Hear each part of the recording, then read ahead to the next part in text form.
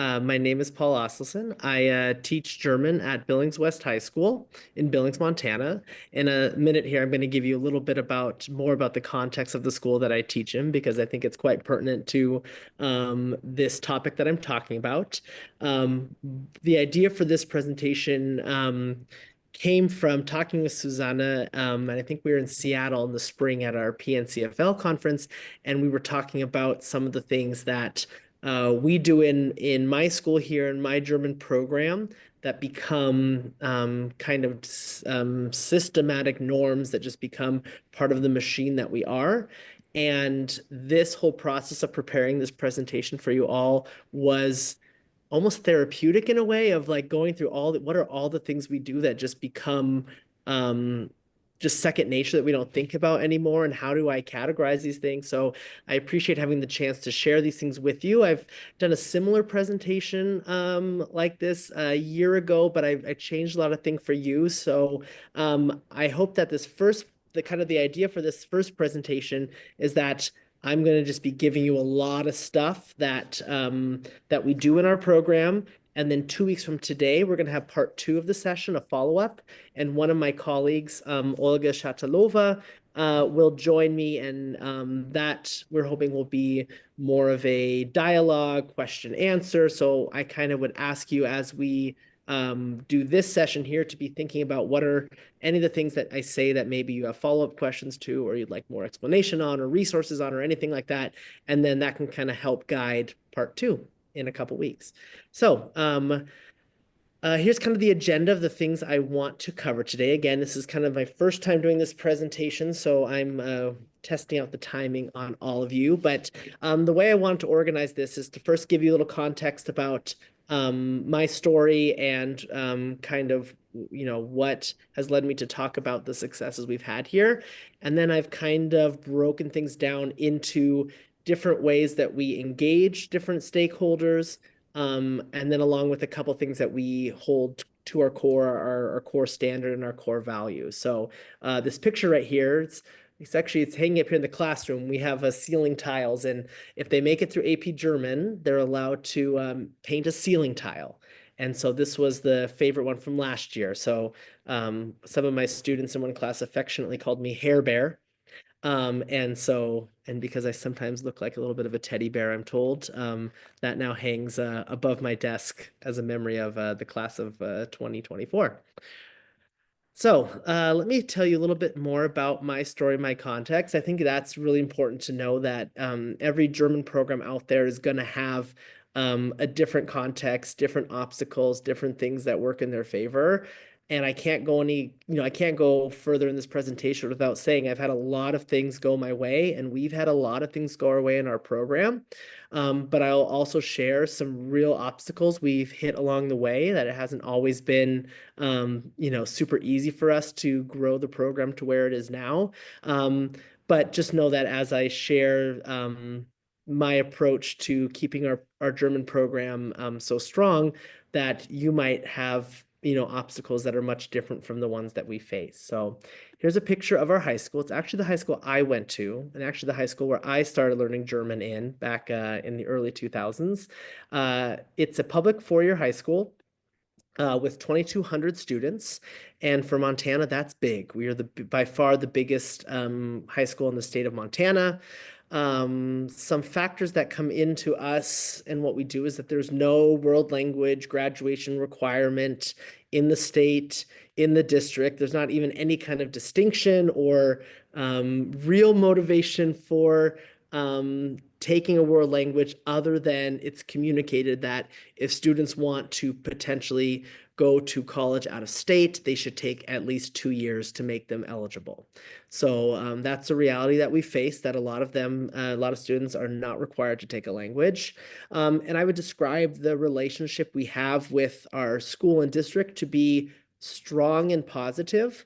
But I also chose to put that word built in there because I think it's been a lot of building, a lot of relationship forming and things that we have to continue to do, because as we know, it takes, one change of an administrator or a team of administrators to really change things for us. These are our current numbers I pulled. I'm the department head for world languages here. We currently have 75 students in our French program. We have 340 students in our Spanish program.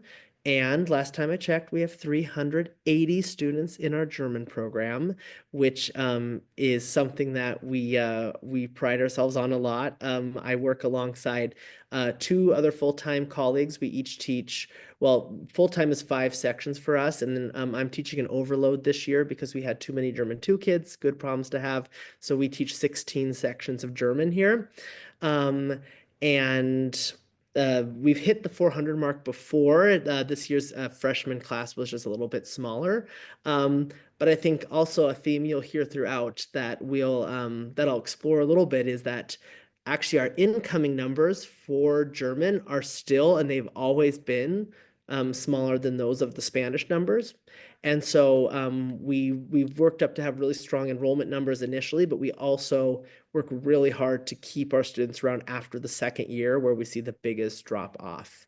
And so with that, I think before I talk about the different ways that we engage things, I kind of frame this point through the lens of that our core standard of the program is that we have high achievement.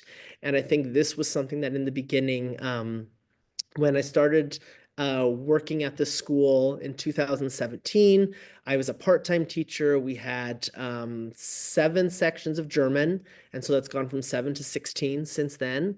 And I think sometimes you hear things like, and German teachers know this for, all the different things, creative ways we have to do to engage students and stuff, that we get sometimes labeled as, oh, the fun class, and oh, that's the class where everyone gets good grades and it's always a party, blah, blah, blah, whatever. And I think it's important for us to remind ourselves and the things we communicate to our community and our school is that at its core, like, we really value high achievement and we celebrate that as much as possible, because the things we're doing is not only attracting students to our program, it's not the number of people in our classes, it's also the results that it's yielding. So for us, and I think this will it looks very different based on what what you're able to do. For us, the program is really anchored in a goal for year 4 to be advanced placement. And I'll say with full disclosure, I work very closely with AP and College Board and the AP reading, and I know there's differing opinions sometimes out there about the role of AP and everything. I will tell you, for us, before we had AP, we had maybe 1 or 2 students every year who would stick around to that 4th year. By offering the AP program, you can see here from 2018 when I started the program, I had 8 students that first year, and going into 2024, I had 40 AP students. And you compare that with the other 2 languages, and they also have AP in their programs as well, but it's a much smaller number. But for us, that AP was really a way to motivate students to stick around into that last year. And I'm looking right now, and I have a picture of each AP class hanging up on my wall. That's also something important to me, to build kind of a culture of like this AP German program. I have kids that go try to find their older siblings or their cousins or their friends from years past on the wall, and kind of start instilling in even the younger, the early grades, that there's something special about being in the AP program. And one thing I've done the past couple of years, I order off of Amazon with my German club budget that I have. I get star glasses that are just like, I don't have them with me right now, but they're just kind of like fun kind of party glasses. And on the first day when they walk into AP German, I give everyone a pair of glasses, say, you are a star, you've made it to the end of the program. And I said, and they take pictures of each other with them, and that kind of spreads that I'm in AP German and I'm a star.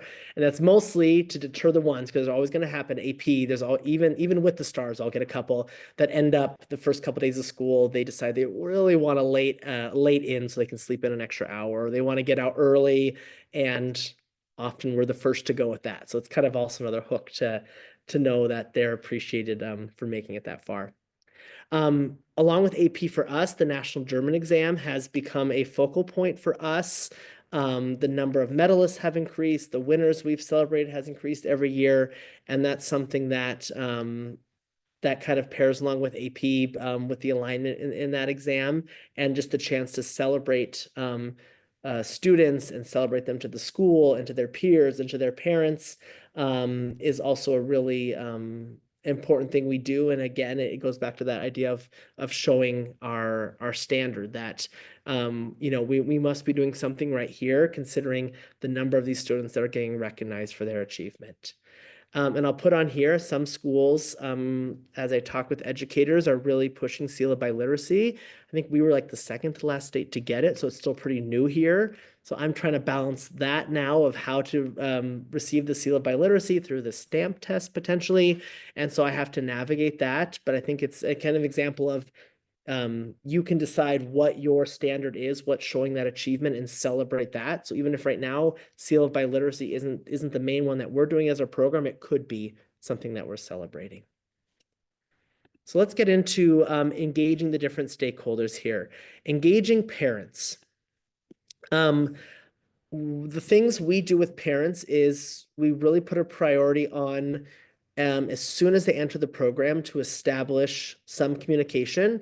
And it's highly recommended all as, teachers that we all send something home, the syllabus and things like that. But we really kind of think about what goes out, like what's the message we're sending that first time they're in German. And it's the little things like we're saying, like, we are, so grateful that thank you for having your child choose German. And, we're so excited to start the year. We're excited for them to enter our program. We're a program that offers 4 years. We start talking about those things right away in level 1 to get those parents kind of, and there's kids that walk in level 1, they'll say, like, I'm going to take 4 years of German. I'm going to be an AP German. And we kind of start that thinking that you're not just here. This is not just to check a box because your counselor said you should take 2 years and you heard this was the fun class, but there's also something at the end for you with that. So we send on the course information right away. And then another thing that we do a lot is in every level, it kind of seems like we have certain big events that define that level. And that's also kind of helped build the culture of the program. Like in level 1, they do this kind of Essence Fest thing where they make a dish from home and they bring it in and they take pictures making it. And it's like, I'm very grateful I don't teach level 1 because I'm glad my colleague does that for me. But that's like a big deal that we send home to parents and really give them information. And the number of parents who get excited about it, who have grandmas and aunts, who have these German recipes that they want to share that they had growing up, that's like a deal for us. Or in some of the levels, there's like the fashion show is like a big deal, that when they have the fashion show in German 1, and there's all these requirements that come with the things they have to bring in, but we're bringing the parents in as much as possible. We really explain to them what the national German exam is, what that's going to look like. So we're really keeping parents involved along the way so they know what's happening in the classroom. And another push that my colleague Olga, who'll be on the call in a couple of weeks, started that has also helped build those relationships with parents is setting up a kind of a system of, at the end of the week, sending home X number of whatever your goal is, a few regular positive notes home, and just email. They can just be even emails. We ordered some postcards because our school gave us some postcards to send home as positive notes, and we've kind of toyed with the idea of making some German specific ones, and just really simple things like we do this activity in German 2. If anyone's familiar with the CI world, it's called Special Person Interview. We call it Superstar. And every week we have someone in each class who's like the superstar of the class, and we learn all about them. And then we review all these different things. But I always send an email home to that family really fast, like your son, your daughter was an awesome superstar this week. I really appreciate what they bring to the class. Boom, done. And just those little things to start those communication happen, that when I come back in a year and I say, oh, I noticed your student didn't sign up for German 3. Have you talked to them? Because they really should be in German 3 based on blah, blah, blah. And we've already had some communication there. This is something that we're very, like, the retention rate from 2 to 3, like I mentioned, is a huge drop off. I think even with us, with all the work we do, it ends up being about half of students drop or don't continue on from German 2 to 3. And some of that is, there's a handful of them who they'll graduate. But even with all the efforts we do, we still only keep about half. If I compare that to my colleagues are keeping maybe 15%. And we're keeping about 50%. And so one thing that we really do is like that's the level where we really put the most energy in to get our threes, our year three to be more robust with students. And a big thing we do is we have a form email, and this is one, if you email me, I'll give you my contact information at the end of this too. I'd be more than happy to share. It's kind of a very form letter that says your student is, or registration starts soon. We really recommend your student to move on from level 2 to 3. In level 3, this is what it offers, blah, blah, blah. And it's generic enough that people, they know, like it's not going to be super time consuming to write an individual note, but we can just plug the name in. And then we do about 70% of students, and we kind of just go through and we're picking students who we always say they fit one of two categories. Either one, they just aren't like a natural language talent and they just like have what it takes, or they have the attitude, they have the soft skills of like they're fun to have in class, they like the class, they're passionate about the class, and about 70% end up getting those letters home. And the number of times every year, it's always handful. We get emails back from parents, and even some parents write back and say, we really want them to continue on next year. Can you talk to them too? Because we really want them to continue. And sometimes that helps us know who to have conversations with, because you can't have conversations with all of them all the time. So it helps kind of prioritize who's continuing on in the program. And then we also really take advantage of like the school. It's gone through different phases. The school does student of the month, principal award, whatever those things are, nominate a student who's outstanding. Like one thing as a department we commit to is like really like nominating our students like every single time, like get them recognized. We mention German. Those usually gets home to the parents. We shout out the things they're doing in German class and continue to keep that positivity going when it comes to parents.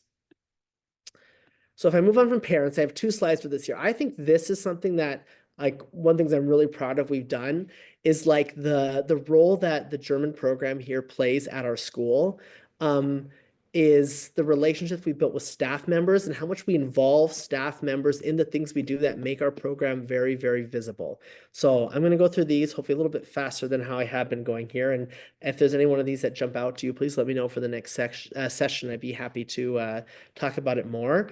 One thing we started doing, I think it was even during the COVID year, I think we started it, and we are like, we do it every single year. And now it's just something that we have on the to-do list and we take care of it, is we get the list of who are the new teachers, staff members at our school, and we give them a welcome gift. And we usually give them Knoppers is usually what we give. We usually give them Knoppers, and we give them some pencil with German on it, usually something from Teacher's Discovery. This year it was Schreib auf Deutsch, I think is what it was. And we went with the Knoppers, and we made a little note that said, like, welcome to West High, willkommen or something, welcome to our school. And they said, like, we hope you have a great year. And we signed our names as the German teachers, our classroom numbers, because we're a huge school. We have like 100 certified teachers. And we make it a priority in the first week to go find each of them and give them to them. And we have a 2-minute conversation with most of them. But that's like, if you add that up over the years, now we've done that for 5 years now, like the percentage of staff that we've had that one-on-one conversation with, and so many, departments say, oh, there's so many teachers in the school who I've never met before. It's made us visible and build connections and like just increase school positivity in general. But then it also builds those connections. And the number of teachers who come in, the teacher we had this year, the English teacher, we went and talked to her, and she goes, I know one thing in German. And you're just kind of, that's the moment you're like, oh, okay, what are we going to say? And it was, Die Post ist am Sonntag geschlossen. And so every time we see her, it's like, oh, die Post ist geschlossen, and kind of continuing that, the positivity around German. Similarly, what we do, we have a tradition. So my colleague, I have to give credit to her, Natasha. She was actually my German teacher here, and she's still teaching next door to me. And she always around the holidays would give just a little goodie and thank you to non-teachers who maybe sometimes aren't as appreciated as much, secretaries, admin, counselors, librarians, and would give them a little thank you and a little piece of chocolate or something to thank them for all they do. And I really like that idea to, again, build those relationships. But I said, let's make this this, like, let's even point out German-speaking culture. Let's do it on December 6th. Before it's the day before break and everything's crazy, we're going to do this. And so we usually have, we either have one of our student teachers, our interns, an AP student, someone dresses up as Der Nikolaus. And before school that morning on the 6th, we get there early in school. We walk around and we deliver a little goodie and thank you to all the staff members. And the funny, now they're catching on to it. Some of them, then we see them coming and they put a boot out because they know we're coming. They don't have to have it in the boot, but then some of them know about that. And that's a good culture builder too. A tradition, I talked about those traditions like that are key to German 1. There's a German 2 tradition that it's so key that we also have to do it in German 3 and AP because like they would revolt if they don't. The day before break in December, it's like one of the least German things we do. This is literally just it's the day before break. We make Knusperhäuser, Lebkuchenhäuser. We read Hansel and Gretel fast, and it's the fun day. It's the last day before break. Half the kids are gone anyway already. But then we take pictures of the winners of each class. We send it out to staff, and staff votes on a Google form what you thought the best Knusperhaus was. And then we reveal to the staff who those students were. And this is like a fun, easy thing to get staff involved.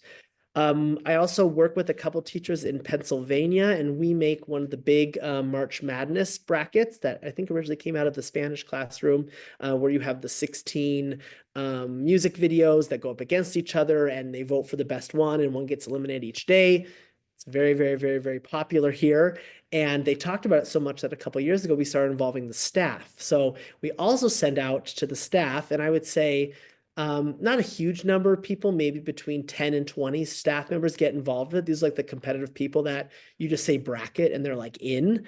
And so I'll make a slideshow that has the songs in there. If they want to listen to them, they don't have to. I give them a blank bracket.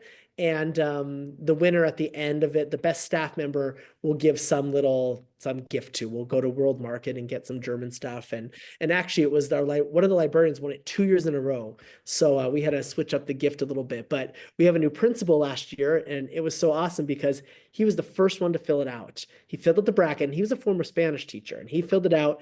First one to fill in his bracket, and he goes, "Oh, I really love that song that's on the bracket. I have it on my playlist now. I'm so into it." So that makes me happy to think about the principal former Spanish teacher listening to one of our German songs in his office. During one of the suggestions during the Teach German Week that sometimes gets promoted is doing something like look at a picture and predict how many of something is in a container. And so my colleague Olga always takes charge of this. Takes a basket, fills it with the little Glücksschweinchen that you can just get off online, and fills it up. And then teachers have to say how many they think are in it, and whoever is the closest wins one of the pigs, and I think a chocolate bar. And it was funny, last year, it was like, it got sent out as a reply all, and reply alls are quite controversial. And it was this rainy day that it happened. And I remember, I think 50 people must have responded to this email. It was like the talk of the school was how many of the, and then teachers are Google translating things and putting it in. And it was just like a fun day. And we got these thank you for adding, some brightness on this gloomy day today.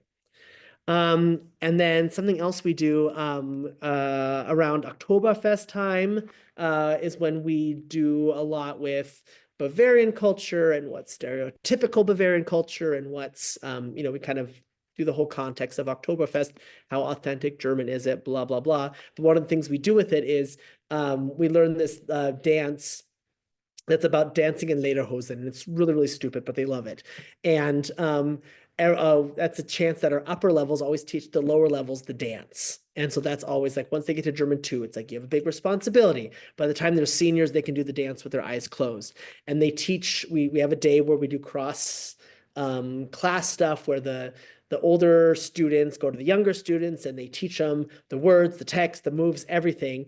And then we have on our Oktoberfest day, we go out onto the tennis courts, which is outside my room, and they all line up. So some periods we have most periods we have 3 German classes. So they all line up. So you have, anywhere between 60 to 90 kids lined up in the tennis courts, and I bring out the big boom box and we do this whole dance.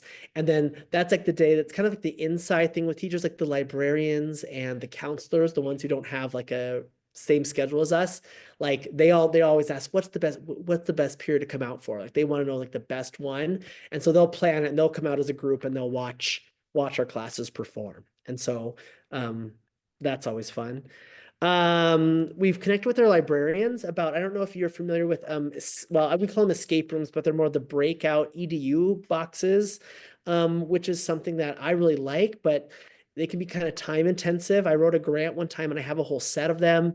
They don't really offer too many in German, like from the EDU site itself, but the librarians are really good about setting these up if you give them some directions and things. So I've worked with the librarians in level 1 and level 2, and I want to make one for 3 this year. There's this like a theme that where we go to the library for the day, the librarians set them up, and it's like a system of, they have a box, like we do one about East Berlin, and so it has like all these things about you're in East Berlin and this is happening and you have to unlock and decode, and there's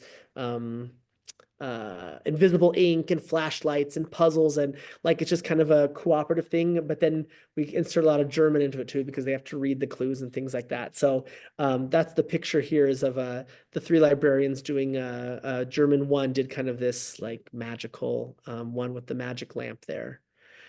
Our t-shirts that we make for German Club, we haven't had in a couple of years, and this year we have a design that we're super happy with.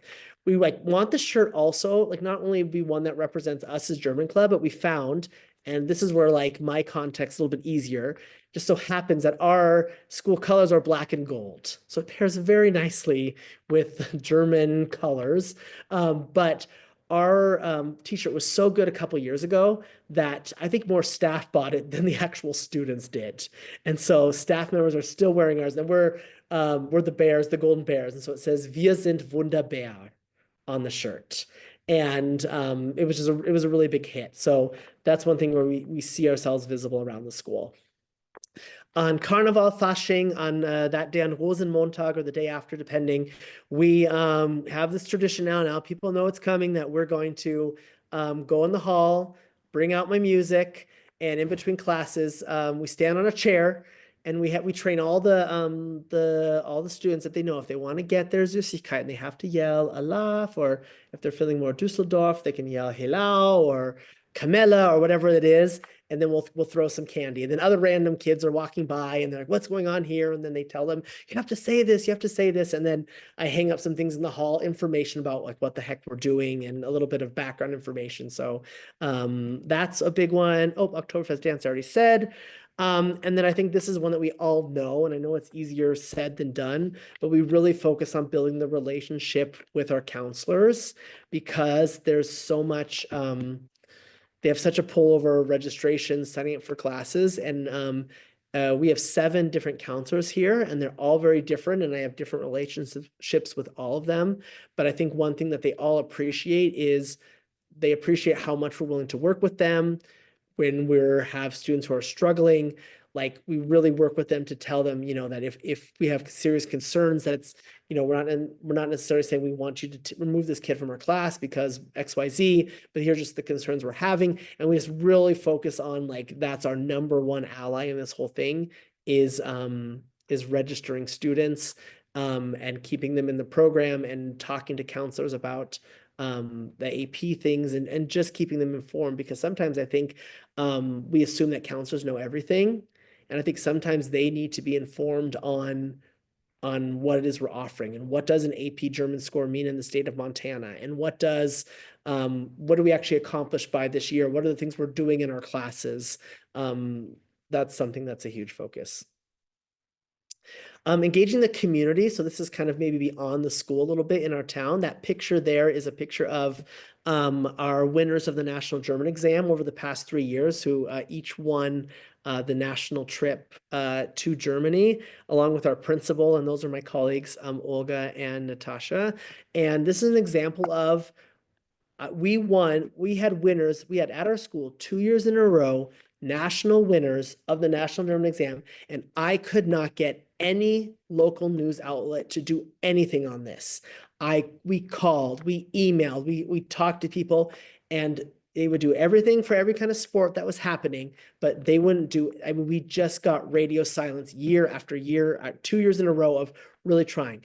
We had the third year in a row winner, and luckily our district invested in a community relations person who her job is to spread good news about the district every single day.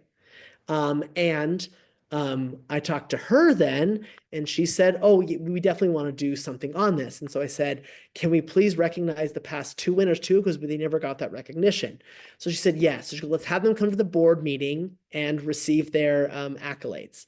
So they went there, and that led to so many different things. Getting them when they were presented at the board meeting. Within the next day, I got a call from the newspaper. They said, "We want to come out and do a story." 2 days later, the local news, like the TV news, they came out and did a story after that. And the buzz that created for us, I was getting coffee at Starbucks and they said, "Oh, you're a German teacher, right?"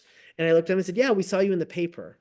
And the neighbors next door to me, who we'd never met before because the way our houses are, we like never cross paths. I met their daughter, was like, "Oh, my parents," they said, "You're the famous German teacher. They read about you in the paper." And so like that was an example of like I was almost ready to give up on even trying talking to the local news about this kind of stuff because it just felt like they weren't interested. But one new person in that position who took that story really like, really helped us celebrate community-wide what we're doing here.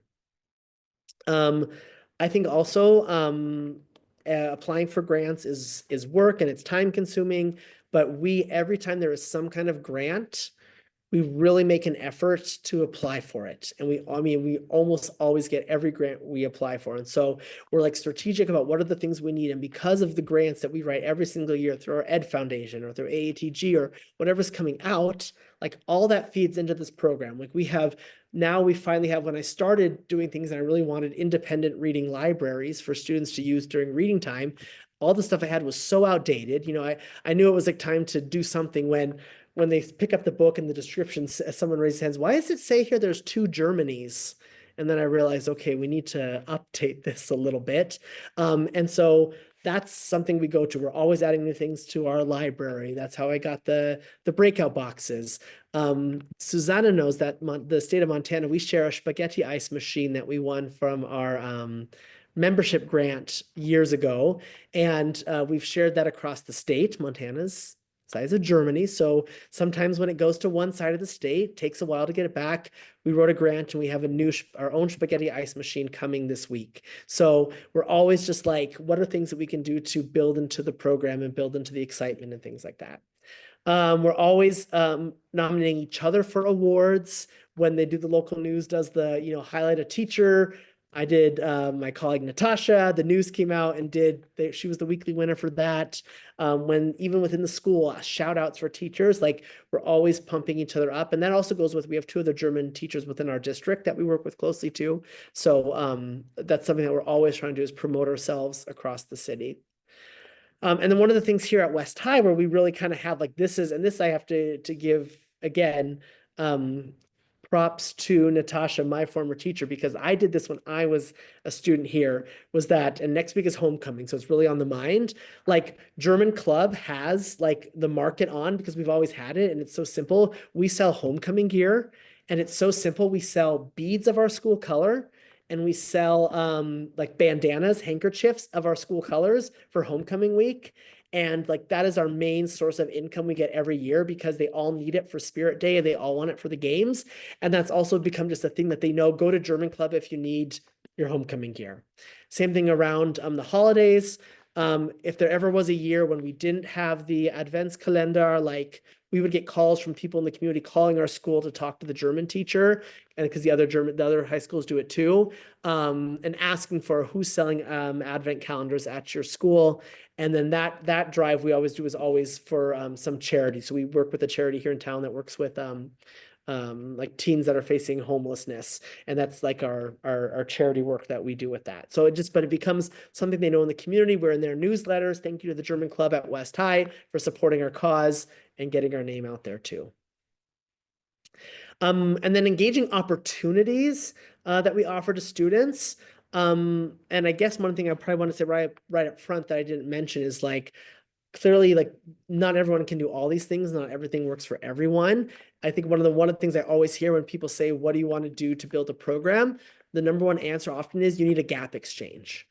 And I've been very close to setting up a gap exchange. I've gone through the hoops. I've run into a lot of issues where gap right now with our district, the way things are, it's not going to happen. So we don't have an exchange school as much as I would like one, but we have what works for us. And for us, we travel with EF tours, and there's good and bad if you travel with a travel company like that. It's fast. They're in the country for a short amount of time. But we're promoting it again today because every 2 years we go. Last year we had enough kids to fill 2 buses.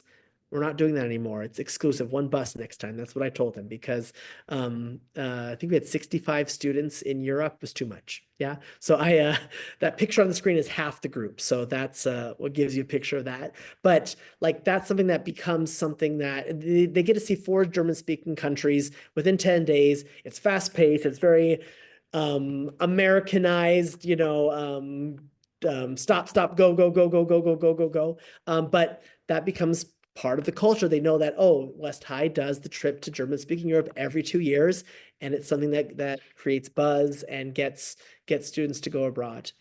We have the German Club, which that could be like a whole nother session, talk about what we do at German Club and how that works. We had our first kickoff today for German Club. We meet twice a month during lunch because that's what works with our schedule. And that also reaches, I think, a population of our German students that is not maybe the ones who always have a place to go. They're often the students who are looking for friends, and we have these really nice groups of students that like this is their meeting place. They go get lunch from the cafeteria, and there's stigma in the school about, oh, you're eating the cafeteria food because we're open campus. So many students have the privilege to be able to go eat in their cars or go drive and get food, and there's a lot of students who can't do that, and so they have to stay in the school building. And we've really brought in a lot of students, and we have a lot of friends who aren't even in German classes, but they've come to German Club and then they end up taking German later on because we've kind of created a space where students can go. I've got that one already. We've hosted teaching interns from Germany the past 7 years, and this is something that if you want more information on, I can let you know. We were lucky enough for 4 years in a row when PAD, the Pädagogische Austauschdienst, had a program where they had a select number of young teacher candidates coming from Germany for a year.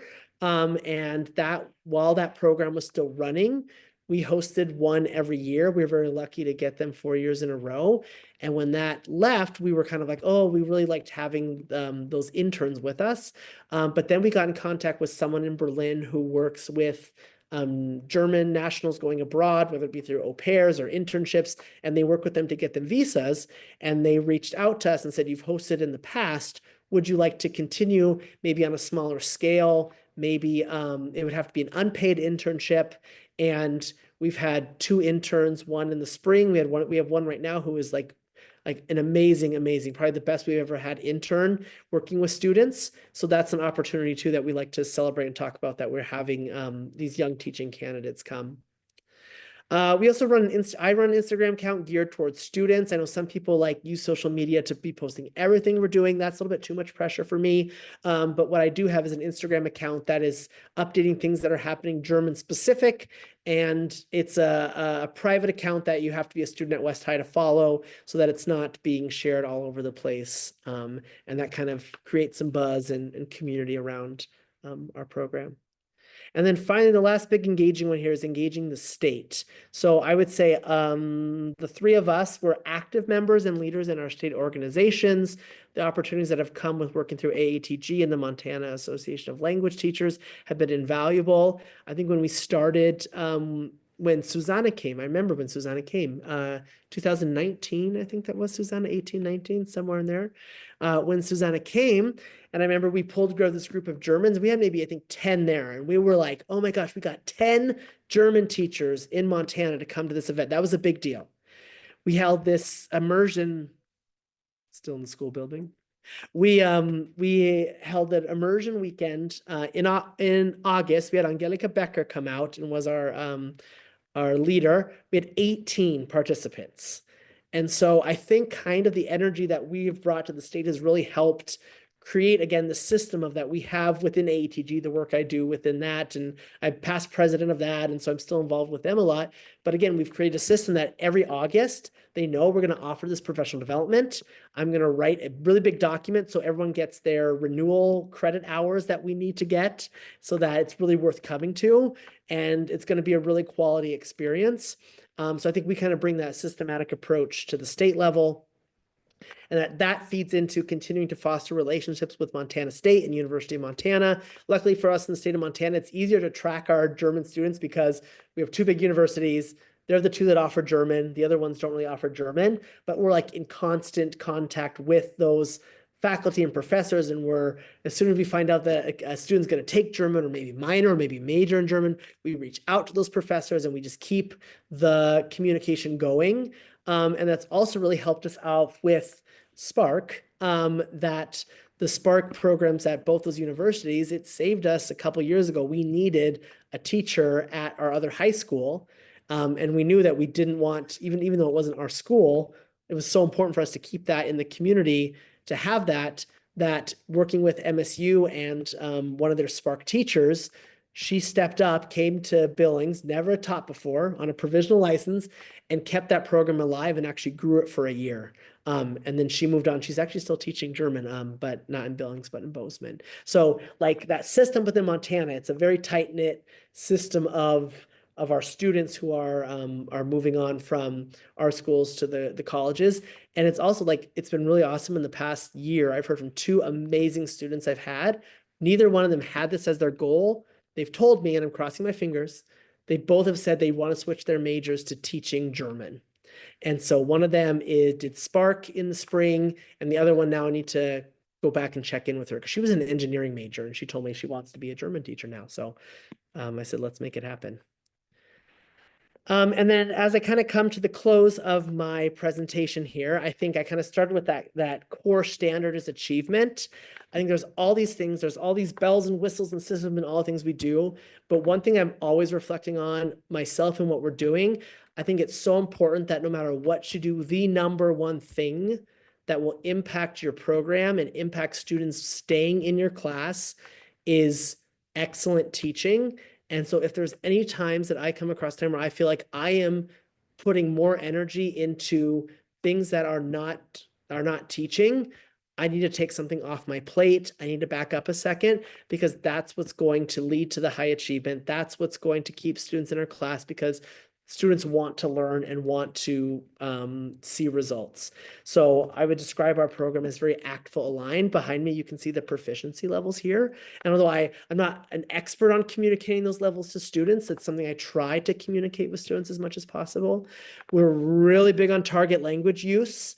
We use lots of CI tactics, AP aligned things to get them to be in level 3. We have a whole system in level 3. It's called Deutsche Zone. And it was so cool. I've had a couple previous interns now who are back in Germany doing their Referendariat, and both of them have started an English zone based on what they saw here. And so we get them in level 3 to that point where that if the German flag is on the board, we are 100% in German. I can't speak English and neither can you. And if I speak English, you get a point. And if you speak English, I take a point. And so there's this whole system where like, that's something they are so proud of to go talk to the other kids in other classes. They say, oh, my German class, we didn't speak English once today. We're not allowed to. And they like really take pride in that. And I really go back to that of saying like, if you want to tell me that I'm, too fun and all we do is play music and we're dancing on the tennis courts. Yes, we're dancing on the tennis courts for Oktoberfest. But now come to my level 3 and see that they can communicate 100% in German.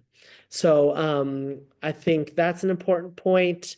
And then I think also too, one of my passions too as a German teacher is like, I don't want just to be seen as we're just an elective that we're just filling a spot because we have to fill spots. Like what we're teaching is true literacy and cultural competence. If we want our reading scores to improve, like the things we do in our classroom in a German class, trying to identify the main idea of something, identify supporting details, identify tone, all those things that we're doing in our class are things that are supporting them in their English classes or in their other content as well.